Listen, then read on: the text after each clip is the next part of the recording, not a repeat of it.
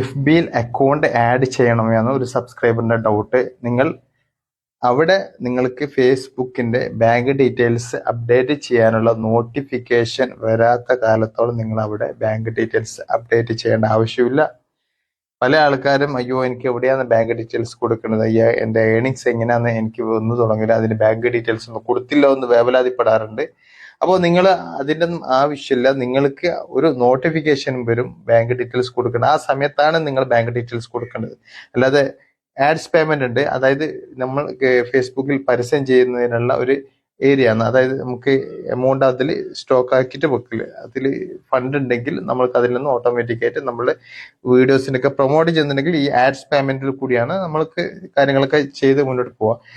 അത് പിന്നെ അല്ലാതെ നമുക്ക് ഏർണിങ്സ് നമുക്ക് ഇങ്ങോട്ട് ലഭിക്കണമെന്നുണ്ടെങ്കിൽ അതിന് ബാങ്ക് ഡീറ്റെയിൽസ് അപ്ഡേറ്റ് കൊടുക്കാനുള്ള നോട്ടിഫിക്കേഷൻ ഫേസ്ബുക്കിന്റെ ഭാഗത്ത് നിന്ന് വരും. അന്നേരം മാത്രമാണ് നമ്മൾ അവിടെ കൊടുക്കേണ്ടി വരിക.